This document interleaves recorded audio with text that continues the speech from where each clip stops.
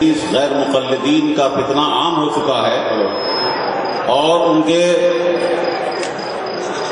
فتنوں میں مرکزی فتنہ تقلید کا موضوع ہے کہ وہ جگہ جگہ لوگوں کو اس بات سے ورغلاتے ہیں اور ہائی جیک کرتے ہیں کہ ہم قرآن اور حدیث رکھتے ہوئے کسی امام کو ماننے کی کیا ضرورت ہے۔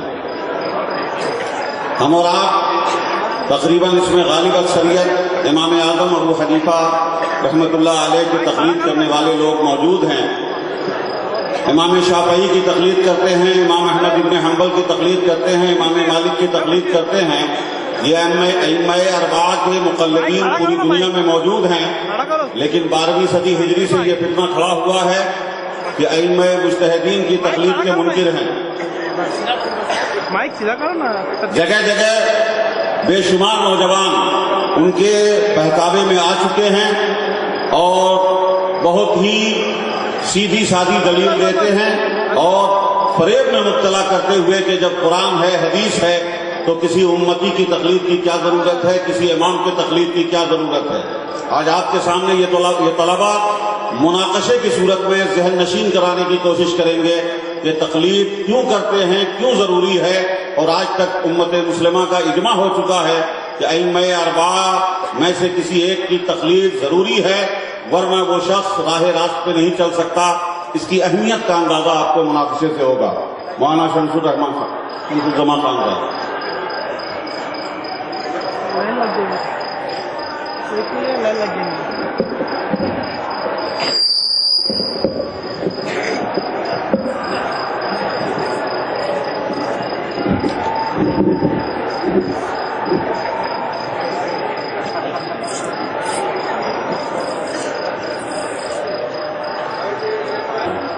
مگر سلفی میری سمجھ میں نہیں آیا۔ تعجب ہے، آپ سلفی کو نہیں جانتے؟ ارے سلفی تو آپ پوری دنیا میں چھائے ہوئے ہیں۔ مکہ جائیے، مدینہ جائیے، مصر، شام، عراق، جہاں بھی جائیے وہاں آپ کو سلفی ملیں گے۔ نیٹ پر دیکھیے تو سلفی، اخباروں میں دیکھیے تو سلفی، کتابوں کی دنیا میں جائیے تو سلفی، ہر جگہ تو سلفی ہی سلفی ہیں اور آپ سلفی کو نہیں جانتے۔ ارے بھائی، سلفی یعنی غیر مقلد۔ ہم لوگ کسی خاص امام کی تقلید نہیں کرتے، نہ ابو حنیفہ کی، نہ شافعی کی، نہ مالک اور نہ احمد بن حنبل کی۔ اور آخر تقلید کرے بھی کیوں جب ہمارے پاس خود ہی اتنا دماغ ہے کہ ہم قرآن کو سمجھ سکتے ہیں، حدیث کو سمجھ سکتے ہیں، تو پھر ہم کسی ابو حنیفہ کو کیوں مانیں یا کسی مالک کی تقلید کیوں کریں؟ شاہ نواز صاحب، آپ تو بڑے غضب کی بات کر رہے ہیں۔ آپ کا قرآن و حدیث کو خود سے سمجھنے کا دعویٰ عجیب و غریب ہے۔ میں نے صحابہ کرام کے بعد کسی ایسے شخص کے بارے میں نہیں سنا ہے جو قرآن و حدیث کو خود سے سمجھنے کا دعوے دار ہو۔ صحابہ کرام بھی قرآن و حدیث کو سمجھنے کے لیے اپنے سے زیادہ جاننے والے کی طرف رجوع کرتے تھے۔ یعنی آپ کا مطلب یہ ہے کہ ہم کو مقلد ہونا چاہیے، ہم قرآن و حدیث کو چھوڑ کر ابو حنیفہ اور شافعی کے پیچھے بھاگے۔ شمس الزمان صاحب، شاید آپ جانتے نہیں، تقلید کو قرآن نے حرام کہا ہے اور اسے شرک قرار دیا۔ کیا قرآن نے تقلید کو حرام کہا ہے اور اسے شرک قرار دیا ہے؟ جی جناب شمس الزمان صاحب، کہاں ہیں آپ؟ کبھی تو قرآن اٹھانے کی توفیق ہوتی نہیں۔ سنیے جناب شمس الزمان صاحب، سنیے، دوسرے پارہ میں اللہ تعالیٰ فرماتا ہے وَإِذَا قِيلَ لَهُمُ اتَّبِعُوا مَا أَنزَلَ اللَّهُ قَالُوا بَلْ نَتَّبِعُ مَا أَلْفَيْنَا عَلَيْهِ آبَاءَنَا۔ جب ان سے کہا جاتا ہے کہ قرآن کی پیروی کرو تو وہ کہتے ہیں نہیں، ہم تو اپنے باپ دادا کی پیروی کریں گے۔ اور سنیے شمس الزمان صاحب، پارہ نمبر 6 میں اللہ تعالیٰ فرماتا ہے وَإِذَا قِيلَ لَهُمْ تَعَالَوْا إِلَى مَا أَنزَلَ اللَّهُ وَإِلَى الرَّسُولِ قَالُوا حَسْبُنَا مَا وَجَدْنَا عَلَيْهِ آبَاءَنَا۔ جب ان سے کہا جاتا ہے کہ قرآن کی پیروی کرو اور اس کے رسول کی پیروی کرو تو وہ کہتے ہیں ہمارے لیے ہمارے باپ دادا کافی ہے. اور شمس الزما صاحب قرآن کے 10ویں پارہ میں ہے اتخذوا احبارهم ورهبانهم اربابا من دون اللہ. ان لوگوں نے اللہ کو چھوڑ کر اپنے عالموں اور اپنے پیروں کو اپنا رب بنا لیا. اور جناب شمس الزما صاحب یہ بھی آیت سن لیجئے جو 22ویں پارہ میں ہے یوم تقلب وجوہہم فی النار یقولون یا لیتنا اطعنا اللہ واطعنا الرسول. جس دن وہ جہنم میں ڈالے جائیں گے آواز لگائیں گے ہائے کاش ہم نے اللہ اور اس کے رسول کی اطاعت کی ہوتی. اور شمس الزما صاحب اسی پارہ میں اللہ تعالیٰ فرماتا ہے وَقَالُوا رَبَّنَا إِنَّا أَطَعْنَا سَادَتَنَا وَكُبَرَاءَنَا فَأَضَلُّونَا السَّبِيلَ. کل مقلدین اپنے رب سے کہیں گے اے رب ہم نے اپنے بڑوں کی تقلید کی انہوں نے ہمیں گمراہ کر دیا. شمس الزما صاحب قرآن کی ان تمام آیتوں سے معلوم ہوتا ہے کہ تقلید حرام ہے حرام ہے حرام ہے. اور کل قیامت کے دن جتنے تقلید کرنے والے ہیں سب جہنم میں جائیں گے. حنفی جہنم میں جائیں گے, شافعی جہنم میں جائیں گے, مالکی و حنبلی سب جہنم میں جائیں گے. بس جناب بس. شاہنواز صاحب یہ بتائیے کہ آپ نے قرآن پاک کی جتنی آیتیں پیش کی ہیں ان میں کہیں تقلید کا لفظ آیا ہے؟ نہیں. کہیں حرام کا ذکر آیا ہے؟ نہیں جناب. کہیں ائمہ مومنین کا لفظ آیا ہے؟ نہیں صاحب. کہیں امام ابو حنیفہ, امام شافعی, امام مالک اور امام احمد بن حنبل کا ذکر آیا ہے؟ نہیں بھائی نہیں. شاہنواز صاحب پھر آپ نے کیسے کہہ دیا کہ ان آیتوں کا مطلب یہ ہے کہ تقلید حرام ہے؟ اے جناب مفسرین کرام نے ان آیتوں کا یہی مطلب بیان فرمایا ہے کہ تقلید حرام ہے حرام ہے. کن مفسرین نے ان آیات کا یہ مطلب بیان کیا کہ تقلید حرام ہے؟ کیا قرآن پاک کے سب سے بڑے مفسر حضور صلی اللہ تعالی علیہ وسلم نے ان آیتوں کا یہی مطلب بیان فرمایا کہ تقلید حرام ہے؟ نہیں. کیا پہلی صدی ہجری کے عظیم مفسر حضرت عبداللہ ابن عباس رضی اللہ تعالی عنہما نے ان آیتوں کا یہی مطلب بیان فرمایا کہ تقلید حرام ہے؟ نہیں جناب نہیں. کیا دوسری صدی ہجری کے مشہور مفسر مجاہد بن جبر, مقاتل بن سلیمان اور سفیان ثوری نے ان آیتوں کا یہی مطلب بیان فرمایا کہ تقلید حرام ہے؟ نہیں صاحب نہیں. تو پھر شاہنواز صاحب کن مفسرین نے؟ کیا تیسری صدی ہجری کے مفسر عبدالرزاق صنعانی اور امام شافعی نے؟ کیا چوتھی صدی ہجری کے مفسر ابن ابی حاتم, ابن منذر اور ابن جریر طبری نے؟ کیا پانچویں صدی ہجری کے مفسر امام باہدی نیشاپوری نے؟ کیا چھٹی صدی ہجری کے مفسر ابن جوزی نے؟ کیا ساتویں صدی ہجری کے مفسر علی بن احمد تجیبی نے؟ کیا آٹھویں صدی ہجری کے مفسر ابن رجب حنبلی اور ابن کثیر دمشقی نے؟ کیا نویں صدی ہجری کے مفسر احمد بن اسماعیل شافعی نے؟ اور کیا 10ویں صدی ہجری کے مفسر علامہ جلال الدین سیوطی نے؟ کیا ان تمام مفسرین نے ان آیتوں کا یہی مطلب بیان فرمایا کہ تقلید حرام ہے؟ نہیں نہیں نہیں. ان میں سے کسی نے بھی ان آیتوں کا یہ مطلب بیان نہیں فرمایا کہ تقلید حرام ہے. تو پھر شاہنواز صاحب آپ نے کیسے کہہ دیا کہ ان آیتوں کا مطلب یہ ہے کہ تقلید حرام ہے؟ مفسر قرآن امام قرطبی نے ان آیتوں کا یہی مطلب بیان کیا ہے کہ تقلید حرام ہے. جناب امام قرطبی خود امام مالک کے مقلد تھے. علامہ سمعانی نے بھی ان آیتوں کا یہی مطلب بیان کیا ہے. ارے بھائی وہ امام ابو حنیفہ کے مقلد تھے. علامہ سراج الدین نے بھی ان آیتوں کا مطلب یہی بیان کیا ہے. جناب وہ امام احمد بن حنبل کے مقلد تھے.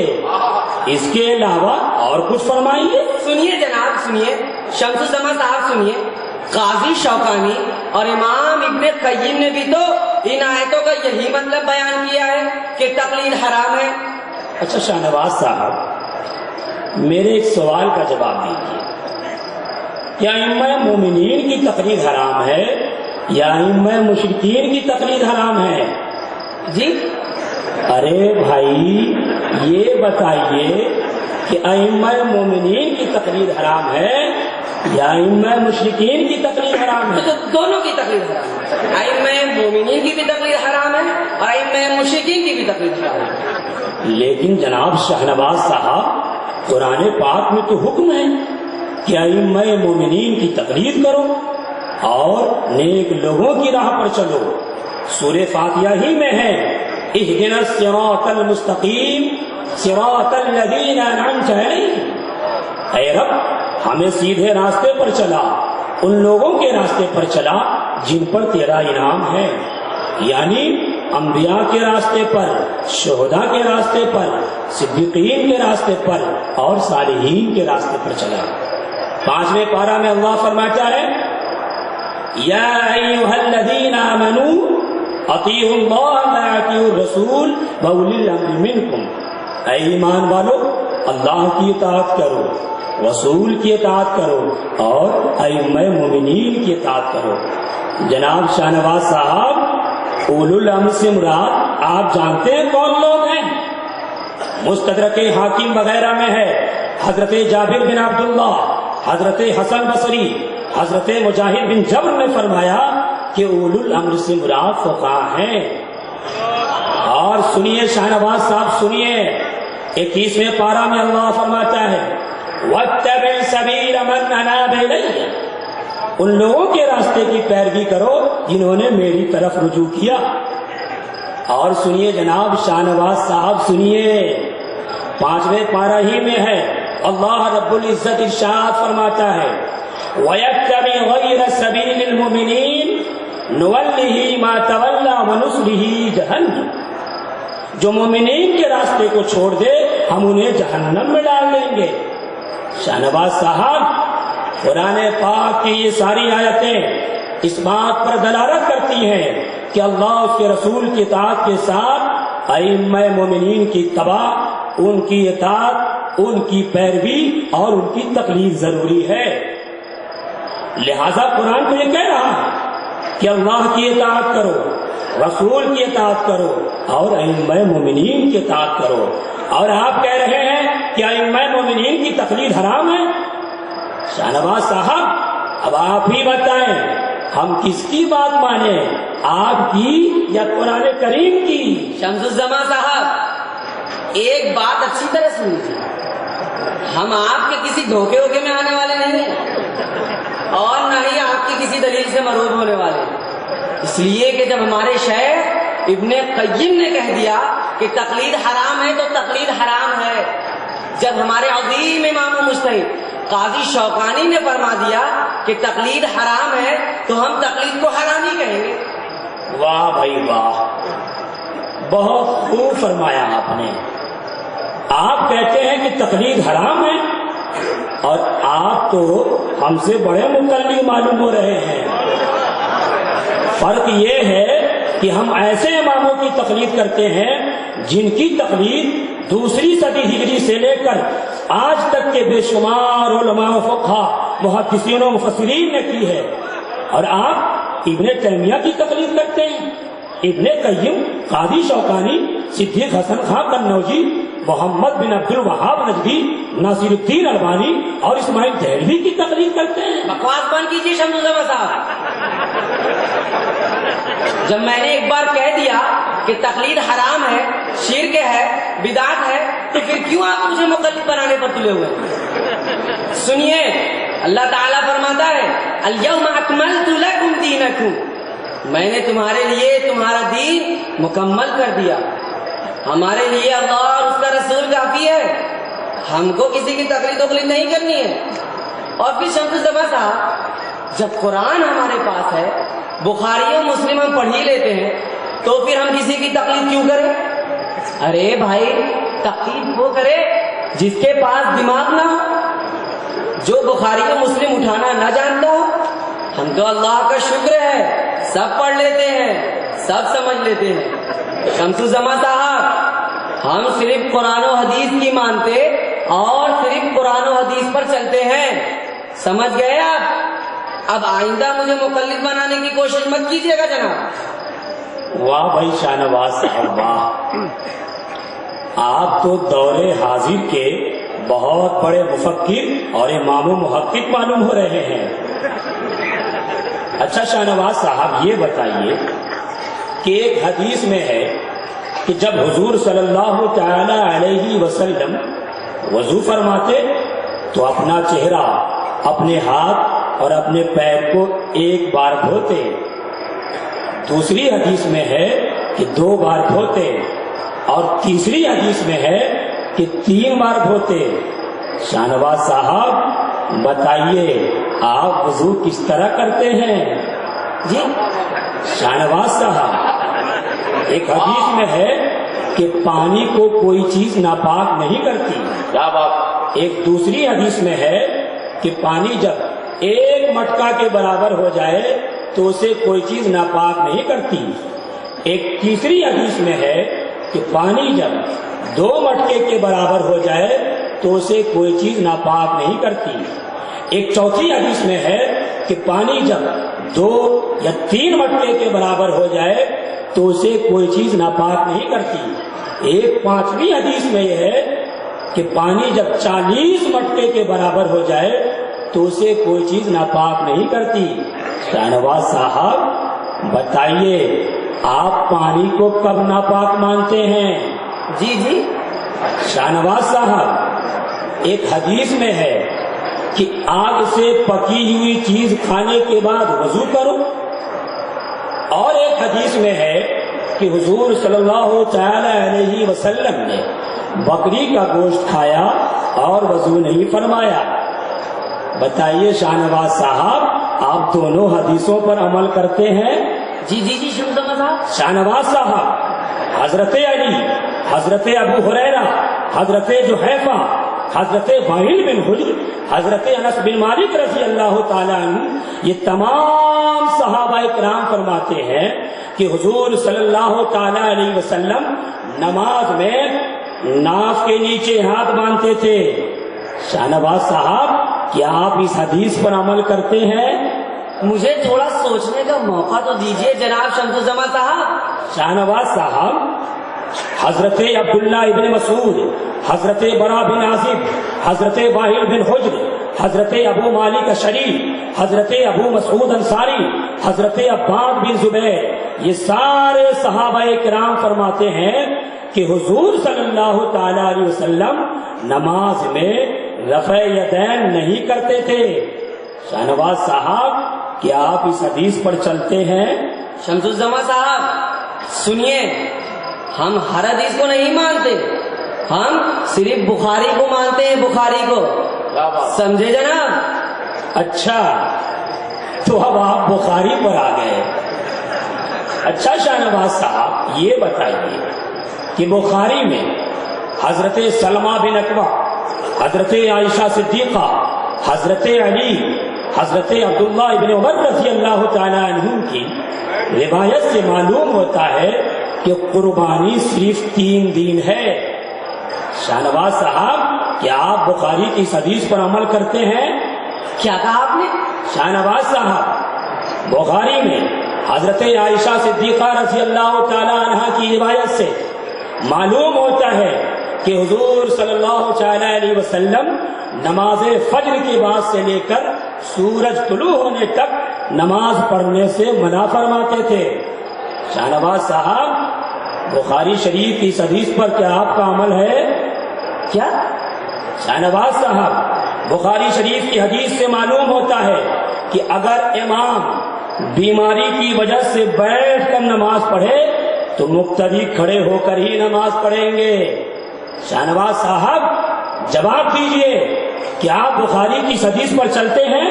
شمس الزمان صاحب آپ تو مجھ سے ایسا سوال پر سوال کیے جا رہے ہیں، لگتا ہے کہ دور حاضر کے سب سے بڑے امام و مجتہد اور مفتی و محقق ہمیں۔ ارے بھائی حدیث کا معاملہ ہے، اسے سمجھنا کوئی دال بھات ہے کیا؟ دیکھیں گے، علماء کی کتابوں کا مطالعہ کریں گے کہ ہمارے امام ابن تیمیہ، ابن قیم، قاضی شوکانی ناصر الدین البانی، صدیق حسن خان بھوپالی، شیخ عثیمین اور ہمارے شیخ عبدالعزیز بن باز رحمہ اللہ نے بخاری کی ان حدیث کے تعلق سے کیا فرمایا؟ یہ کوئی ضروری ہے کہ ہم بخاری کی ہر حدیث پر عمل کریں؟ واہ جناب واہ، اچھا دھوکہ دیتے ہیں آپ لوگوں کو۔ کچھ دیر تو پہلے آپ کہہ رہے تھے ہم لوگ کسی کی تقلید نہیں کرتے، یہ ابن تیمیہ ابن قیم کہاں سے آ گئے جناب؟ میں نے کب یہ کہا کہ ہم تقلید نہیں کرتے؟ کیا بات؟ تقلید ہم بھی کرتے ہیں بھائی، مگر آپ لوگوں کی طرح تقلید شخصی نہیں کرتے جناب۔ کیا بات؟ شاہ نواز صاحب، یہ تقلید شخصی کیا ہوتی ہے بھائی؟ تقلید شخصی یہی کہ ابو حنیفہ کو پکڑ لیا تو پکڑ لیا، ابو ادریس شافعی کے پیچھے پڑ گئے تو پڑ گئے۔ کیا دنیا میں یہی چار عالم گزرے ہیں؟ کیا ابن تیمیہ عالم نہیں تھے؟ کیا ابن قیم عالم نہیں تھے؟ قاضی شوکانی عالم نہیں تھے؟ شاہ نواز صاحب تمیز سے بات کیجیے، ائمہ دین کا نام ادب سے لیجیے۔ آپ بار بار ابو حنیفہ اور شافعی کہے جا رہے ہیں۔ ارے وہ امام ابو حنیفہ جن کے بارے میں امام شافعی نے یہ کہا ہو، من اراد الفقہ فہو عیال علی ابی حنیفہ، سبحان اللہ، جو دین میں فقہ حاصل کرنا چاہے وہ امام ابو حنیفہ کا شاگرد بنے۔ سبحان اللہ، جن کو امام بخاری کے دادا استاد مکی بن ابراہیم نے عالم الارض یعنی روئے زمین کا سب سے بڑا عالم کہا ہو، جن کو سفیان ثوری نے افقہ اہل الارض روئے زمین کا سب سے بڑا فقیہ کہا ہو، جن کو خطیب بغدادی نے، امام ذہبی نے، ابن الاثیر جزری نے، آپ کے صدیق حسن خان بھوپالی نے اور ناصر الدین البانی نے امام اعظم کہا ہو، آپ انہیں صرف ابو حنیفہ کہہ رہے ہیں۔ ٹھیک ہے جناب، ٹھیک، ہم تقلید کرتے ہیں مگر تقلید شخصی نہیں کرتے، کیونکہ تقلید شخصی بدعت ہے اور ہر بدعت حرام ہے، لہذا تقلید شخصی حرام ہے۔ شاہ نواز صاحب، آپ نے تقلید شخصی کو بدعت کیسے کہہ دیا؟ کیا آپ جانتے ہیں بدعت کسے کہا جاتا ہے؟ کیا ہر بدعت حرام ہوتی ہے؟ میاں شمس الزمان صاحب، یہ بھی کوئی پوچھنے والی بات ہے کہ بدعت کسے کہتے ہیں؟ ارے ہم تو بدعت کا فتویٰ دیتے دیتے اتنے پکے ہو چکے ہیں کہ اب تو ہمیں ہر چیز بدعت دکھائی دیتی ہے۔ شمس الزمان صاحب، اتنی چھوٹی چھوٹی بات مجھ سے مت پوچھو، سمجھ گئے؟ تقلید شخصی بدعت ہے اور ہر بدعت حرام ہے، لہذا تقلید شخصی حرام ہے۔ شمس الزمان صاحب، یہ بتائیے کیا حضور صلی اللہ تعالی علیہ وسلم نے تقلید شخصی کا حکم دیا؟ کیا صحابہ کرام کے زمانے میں تقلید شخصی تھی؟ کیا تابعین تقلید شخصی کرتے تھے؟ شمس الزمان صاحب، آپ کو چیلنج ہے، صرف ایک دلیل آپ دے دیجئے، ہم مان لیں گے کہ تقلید شخصی بدعت نہیں ہے اور ہمیں بھی تقلید شخصی کرنا چاہیے، اور ہمیں بھی حنفی، شافعی، مالکی، حنبلی ہونا چاہیے۔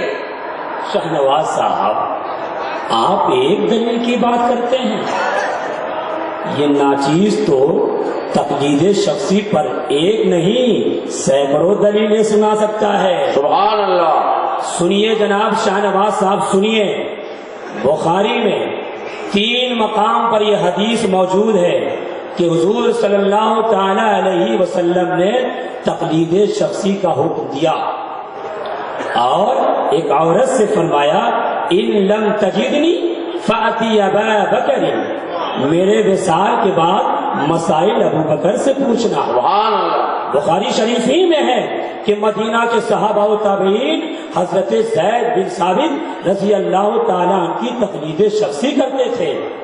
انہوں نے ایک مرتبہ حضرت عبداللہ بن عباس رضی اللہ تعالیٰ عنہ سے کہا تھا لا ناخذ بقولک وندع قول زید، اے عبداللہ بن عباس، ہم زید بن ثابت کو چھوڑ کر آپ کی بات نہیں مان سکتے۔ بخاری میں ہے جلیل القدر صحابی رسول حضرت ابو موسیٰ شری رضی اللہ تعالیٰ نے لوگوں کو حضرت عبداللہ ابن مسعود رضی اللہ تعالیٰ کی تقلید شخصی کا حکم دیا اور فرمایا لا تسألونی ما دام هذا الحبر فیکم، جب تک عبداللہ ابن مسعود تم میں موجود ہیں مسائل مجھ سے مت پوچھنا۔ ابو الولید باجی کی التحریر والتعدیل میں ہے کہ حضور صلی اللہ تعالی علیہ وسلم کے خادم خاص حضرت انس بن مالک رضی اللہ تعالیٰ نے بصرہ کے لوگوں کو حضرت حسن بصری رحمت اللہ تعالی علیہ کی تقلید شخصی کا حکم دیا اور فرمایا سلو مولانا الحسن، مسائل حسن بصری سے پوچھا کرو۔ علامہ شمس الدین ذہبی کی کتاب تاریخ الاسلام میں ہے کہ حضور صلی اللہ تعالی علیہ وسلم کے چچا زاد بھائی حضرت عبداللہ ابن عباس رضی اللہ تعالیٰ عنہما حضرت علی کی تقلید شخصی کیا کرتے تھے اور فرمایا کرتے تھے اذا حدثنا ثقۃ بفتيا عن علي لم نتجاوز، ہم حضرت علی کے فتویٰ سے ایک قدم آگے نہیں بڑھ سکتے۔ ابن سعد کی طبقات الکبریٰ میں ہے کہ صحابی رسول حضرت عبداللہ ابن عمر لوگوں کو سعید بن مسیب کی تقلید شخصی کا حکم دیتے اور فرماتے سلو سعید بن المسیب فإنه قد جالس الصالحین، مسائل سعید بن مسیب سے پوچھا کرو کیونکہ انہیں نیک لوگوں کی صحبت ملی ہے۔ سنیے جناب، سنیے۔ ٹھہریے جناب، ٹھہریے اور سنیے۔ امام بخاری کے استاد حضرت عبداللہ ابن مبارک، وکیع بن جراح، یحییٰ بن سعید قطان، امام بخاری کے استاد امام حمیدی، امام بخاری کے استاد مکی بن ابراہیم، عبد الرحمن بن مہدی، حاکم نشاپوری، ابن منذر، ابن حبان، امام بیہقی، ابن خزیمہ، امام دارقطنی، ابو بکر اسماعیلی، ابن عبد البر، خطیب بغدادی، ابو نعیم اصفہانی، ابن حجر اسقلانی، ابن کثیر دمشقی، شمس الدین ذہبی، جمال الدین مزی، جمال الدین زیلعی، ابن صلاح، ابن بطال، ابو سلیمان خطابی، ابن جوزی، ابن رجب بغدادی، قاضی ایاز، ابن العربی، بدر الدین عینی، جلال الدین سیوطی، ملا علی قاری، یہ تمام محدثین و فقہا و مفسرین و علماء تقلید شخصی کرتے تھے۔ کوئی ان میں مالکی تھا، کوئی حنبلی تھا، کوئی شافعی اور کوئی حنفی تھا۔ شاہنواز صاحب بتائیے کیا یہ آپ کے نزدیک یہ تمام لوگ بدعتی تھے؟ جی شمس بھائی سنیے شاہنواز صاحب اور سنیے، سیاہ ستہ کے سارے مصنف تقلید شخصی کرتے تھے۔ امام ترمذی تقلید شخصی کرتے تھے، امام ابی داؤد تقلید شخصی کرتے تھے، امام نسائی تقلید شخصی کرتے، امام مسلم مقلد تھے۔ اور سنیے شاہنواز صاحب سنیے، امام بخاری امام شافعی کی تقلید کرتے تھے۔ کیا امام بخاری مقلد تھے؟ ایسا ہو ہی نہیں سکتا جناب کہ امام بخاری مقلد رہے ہوں۔ یہ میں نہیں بلکہ آپ کے امام اعظم صدیق حسن خاں بھوپالوی صاحب نے اپنی کتاب میں لکھا ہے۔ اگر آپ کو یقین نہیں آتا اس کی یہ کتاب میرے پاس ہے، آپ خود ان میں دیکھ لیں۔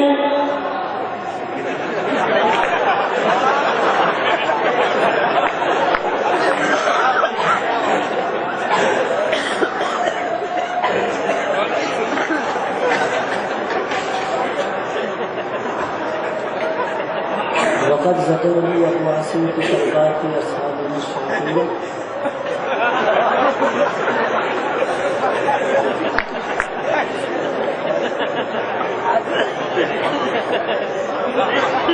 مسلم بن حجاج القشیری الشافعی۔ اور دیکھیے صاحب امام مسلم کے بارے میں لکھا ہے کہ وہ امام شافعی کے مقلد تھے۔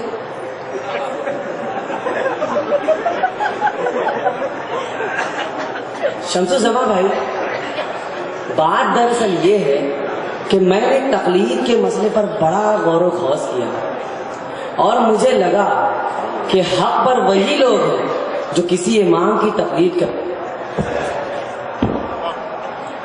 نے علماء سے کئی مرتبہ اس بات کا ذکر بھی کیا، مگر انہوں نے مجھے یہ کہہ کر خاموش کر دیا کہ میاں تم کس تقلید کی بات کرتے ہو؟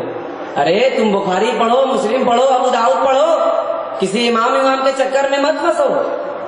مگر جب بھی میرا کوئی مسئلہ اٹکتا تو وہ مجھ سے کہتے دیکھو ابن تیمیہ نے اس مسئلے میں ایسا کہا ہے، ابن قیم نے یہ کہا ہے، قاضی شوکانی ایسا کہتے ہیں، محمد بن عبد الوہاب نجدی یہ فرماتے ہیں۔ میں اس وقت سوچتا کہ یہ لوگ امام ابو حنیفہ، امام شافعی، امام مالک اور امام احمد بن حنبل کی تقلید سے لوگوں کو روکتے ہیں اور اسے شرک و بدعت کہتے ہیں، حالانکہ یہ لوگ خود کسی نہ کسی کی تقلید کرتے ہیں۔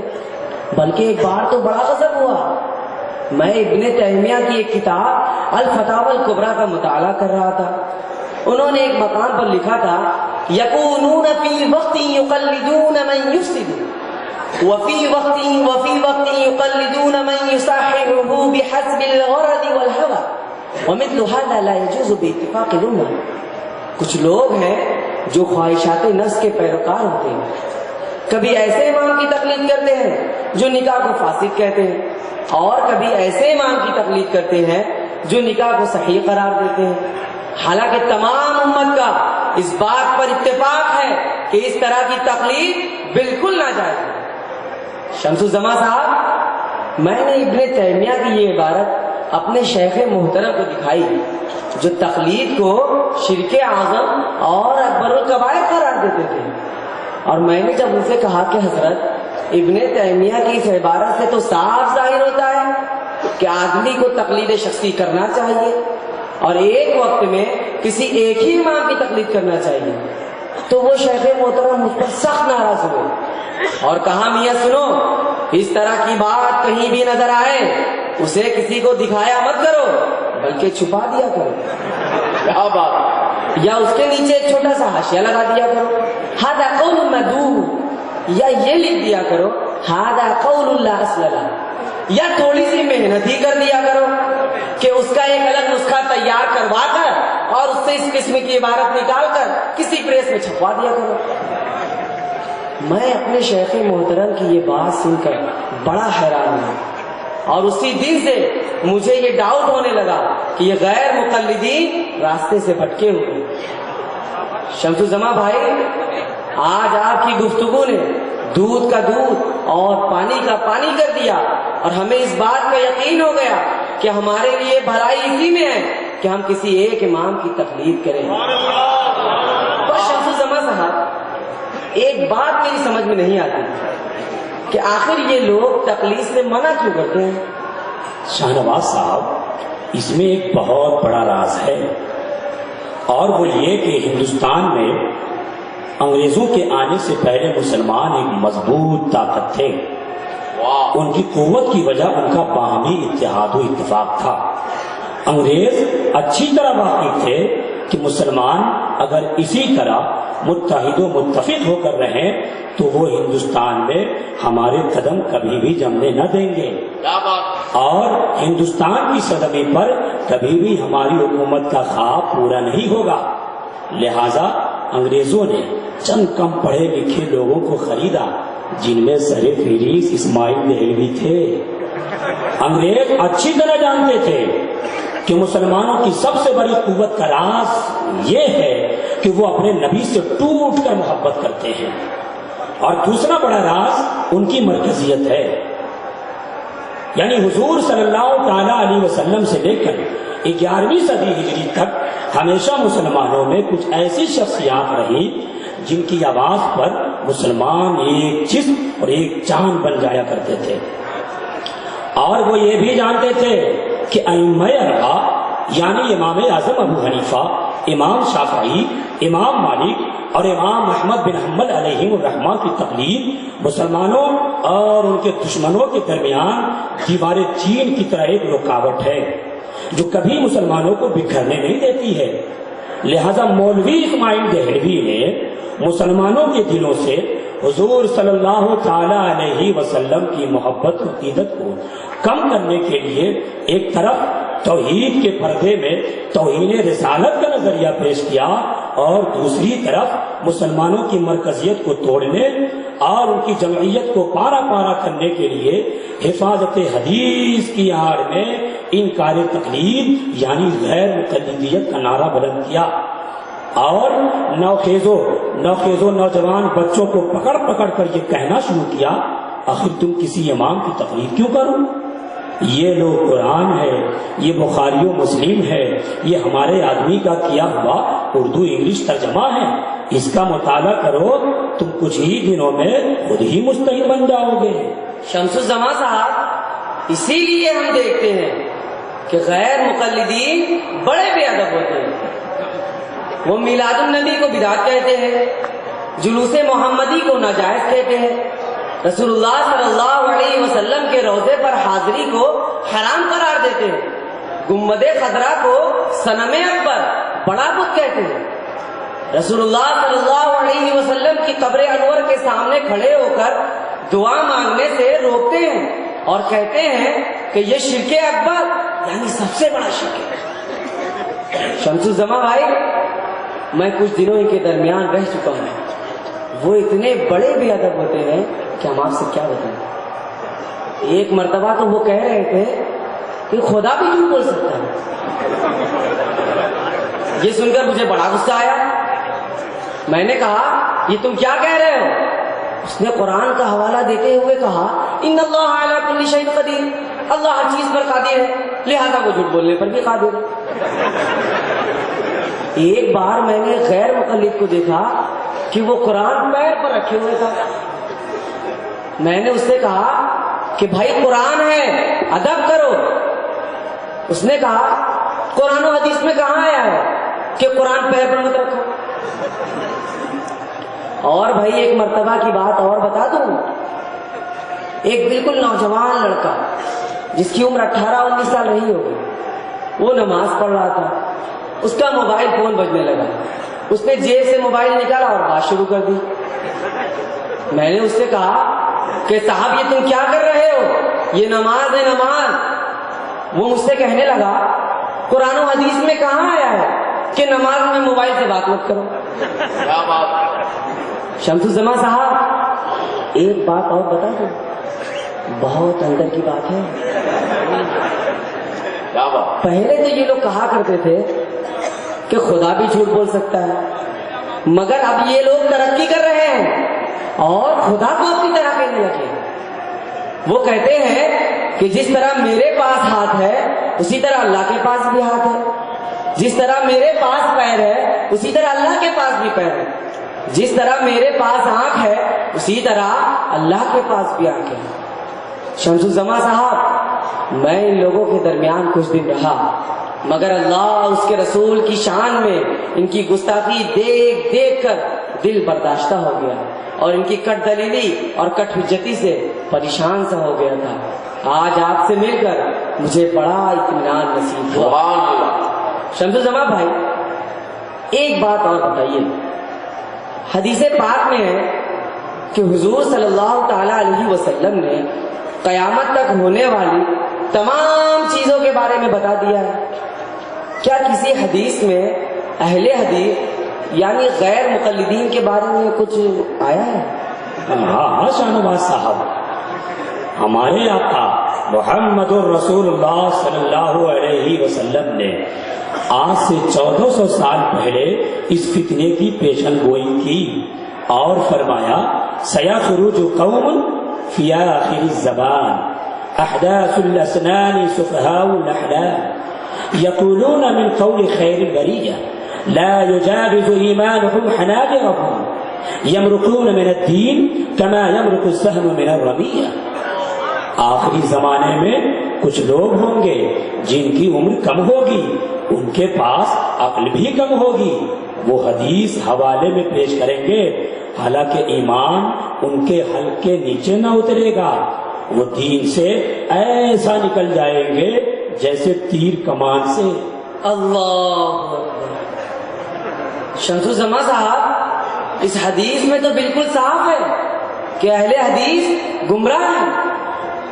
شمس الزما صاحب، میں آپ کو اپنے رب کی بارگاہ میں گواہ بناتا ہوں اور اس بڑی مجلس میں سب کے سامنے اسی وقت غیر مقلدیت سے توبہ کرتا ہوں اور یہ عہد کرتا ہوں کہ جب تک زندہ رہوں گا کسی غیر مقلد کے فریب میں نہیں آؤں گا، اور میں اپنے تمام دوستوں اور ساتھیوں کو بتاؤں گا کہ یہ غیر مقلدین جو خود کو اہل حدیث کہتے ہیں، جو ابن تیمیہ، ابن قیم، قاضی شوکانی، ناصر الدین البانی، صدیق حسن خان بھوپالی، محمد بن عبد الوہاب نجدی، اسماعیل دہلوی، مولوی نذیر حسین بٹالوی، عبدالعزیز بن باز، محمد بن صالح عثیمین اور احمد رائے بریلوی جیسے گمراہان زمانہ کو اپنا امام و پیشوا مانتے ہیں، یہ سب گستاخ گمراہ ہیں اور لوگوں کو گمراہ کرتے ہیں۔